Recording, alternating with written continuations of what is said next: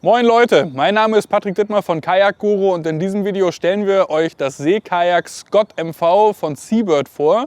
Wenn du auf der Suche bist nach einem wunderschönen Seekajak für den nächsten Kajak-Ausflug, Kajak-Trip, dann ist dieses Video genau das Richtige für dich.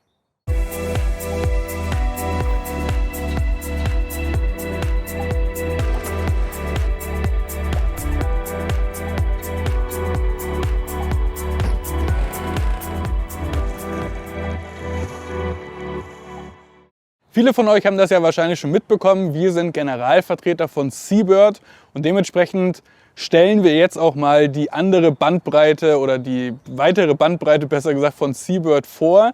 Seabird produziert mich nicht nur PE-Boote wie das Discovery, Afjord und Expedition, die kennt ihr ja mittlerweile schon, sondern auch wunderschöne Glasfaser-Kajaks wie dieses hier. Das ist das Scott MV, ist ein britisches Seekajak in einem klassischen britischen Stil. Das bedeutet, dass wir halt eine ganz klassische Seekajakform haben, ohne Steueranlage. Seekajaks erkennt man auch immer so ein Stück weit hier an der Rettungsleine.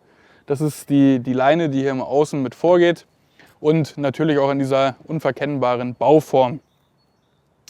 Dieses Boot ist in der MV-Variante. Das ist quasi, MV ist das Middle Volume. Das bedeutet, dass wir halt verschiedene Klassen in diesem Bereich haben und das Volumen entscheidet halt auch über Tragkraft. In diesem Fall haben wir hier eine Tragkraft von 130 Kilo. Das bedeutet, dass dein Paddelgewicht und auch dein Zusatzgepäck, was du mitnimmst, dann in dieser Gesamtkapazität nicht höher als 130 Kilo sein sollte. Ebenfalls ist das MV-Kajak für Personen, sagen wir mal so bis 70 oder 70 bis 90 Kilo, gut geeignet ist. Also für mich, ich habe jetzt ein bisschen zugelegt in den letzten Jahren, aber halt auch ein bisschen Muckis dazu gekriegt, muss man mal dazu sagen. Ist das mit 100 Kilo gerade noch so an der Grenze. Man muss aber auch dazu sagen, dass es halt auch eher für etwas kleinere Leute gut geeignet ist. Also ich mit meinen knapp 1,90 bin ein bisschen zu groß dafür, um ehrlich zu sein. Und würde mich dann bei meiner Körpergröße eher für eine Nummer größer entscheiden. Nichtsdestotrotz ist das Boot hier eigentlich genau das Richtige, wenn du halt sagst, du möchtest kleinere Touren fahren. Ja, es heißt Seekajak, aber auch mit dem Seekajak fahre ich persönlich ganz gerne hier auf der Havel oder halt auch auf etwas größeren Seen. Seekajaks sind dafür gedacht, dass man halt auch das Boot ohne sogenannter Steueranlage, das ist das Ruder, was hinten dran ist, auch gut gelenkt bekommt. Und da macht man das halt im Seekajakbereich durch das sogenannte Ankanten. Das bedeutet, man kann das Boot halt so ein bisschen auf die Seite drücken und das Boot halt damit dann steuern.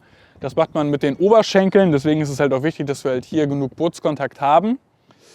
Genau, und so steuert man in der Regel ein Seekajak oder halt auch durch die Paddelschläge. Haben wir auch ein paar Videos jetzt demnächst für euch parat, wo wir halt auch nochmal ein bisschen die Paddeltechnik mit erklären. Schauen wir uns hier nochmal weiter das Scott an. Hier vorne haben wir eine schön großzügige Tagesluke mit einem Neoprensack. Also hier sieht man ja fast die Hälfte von meinem Unterarm rein. Also hier hast du halt viel Platz für kleines Tagesgepäck. Was ich persönlich auch ganz schön gelöst finde, ist halt hier diese kleine, dieses kleine Abteil, wo halt die Seile so ein bisschen schmaler mit reingehen. Das finde ich persönlich eigentlich ziemlich hübsch. Hat einen kleinen Nachteil, dass man halt hier keine Deckbespannung mit drauf kriegt. Aber wenn man das halt nicht unbedingt braucht, ist das hier, glaube ich, eine ganz willkommene Abwechslung. Hier vorne kannst du dann halt ganz normal deine Trinkflasche, kleine Seekarte, was du halt so zum Paddeln brauchst. Das hier werde ich auch immer öfter gefragt, was das hier mit auf sich hat. Das ist die Kompasshalterung. Also es gibt extra für Kajaks auch kleine Magnetkompasskugeln, die man sich da einsetzen lassen kann, um halt auch auf hoher See natürlich auch die Richtung bestimmen zu können. Dann haben wir hier vorne eine relativ große Luke. Hier an der Seite ist die Schottwand. Ja, das heißt, wir haben einmal hier das Paddelabteil von dem Gepäckfach vorne mit abgetrennt. Und auch hier hat man halt echt enorm viel Platz. Das Ganze geht bis hier vorne rein. Das heißt, wenn du da halt auch mal eine kleinere Tour mitfahren möchtest, sollte hier eigentlich genug mit transportiert werden können. Und das gleiche haben wir natürlich hier hinten auch nochmal in dem Tagesfach. Das Tagesfach ist hier abgeschottet und das müsste hier in diesem Bereich hier auch nochmal abgeschottet sein. Ja, ziemlich genau sogar hier. Und abgeschottete Kammern haben halt immer auch den Vorteil, dass du halt, wenn du jetzt mal kenterst, dass nicht gleich das ganze Boot vollläuft und dass halt deine Sachen auch trocken sind. Aber Achtung, nicht falsch verstehen, also wir werden oft gefragt, ob die Luken wasserdicht sind. Und wasserdichte Luken, gehen wir nochmal im weiteren Video drauf ein, garantiert dir kein Kajakhersteller, aber sie sind halt spritzwassergeschützt. Und durch diese ganzen Schottungen hier haben wir halt eine ziemlich hohe Wahrscheinlichkeit, dass die Sachen halt auch trocken bleiben. Hier hinten haben wir auch nochmal eine kleine Gepäckluke. Das heißt klein, also die ist natürlich deutlich größer. Hier hast du dann halt ein bisschen mehr Platz mit drin und die geht halt auch wiederum bis hinten rein. Hier bei diesem Kajak haben wir aber noch eine kleine Besonderheit. Das merkt man auch, wenn man hier reinfasst. Das ist die sogenannte Skeg-Box. Ein Skeg ist quasi eine Finne, die du hinten rausfahren lassen kannst. Das sieht man hier eigentlich ganz gut. Und diese Finne lässt sich über das Cockpit, zeige ich gleich nochmal, hoch und runter fahren. Und sorgt halt dafür, dass das Boot auch bei Wind und kleineren Strömungen dennoch halt auch einen relativ guten gerade Auslauf hat.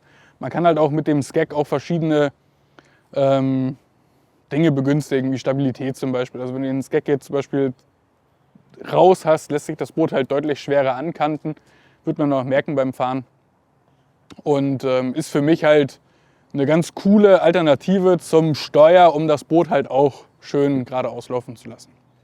Ich persönlich für meinen Teil passe leider nicht in dieses Kajak rein. Ich bin 1,90 groß, wiege 100 Kilo. Jedoch, wenn du sagst, ich wiege auch 100 Kilo und bin auch 1,90 groß, vielleicht sogar ein bisschen größer, haben wir von Seabird auch andere Modelle da.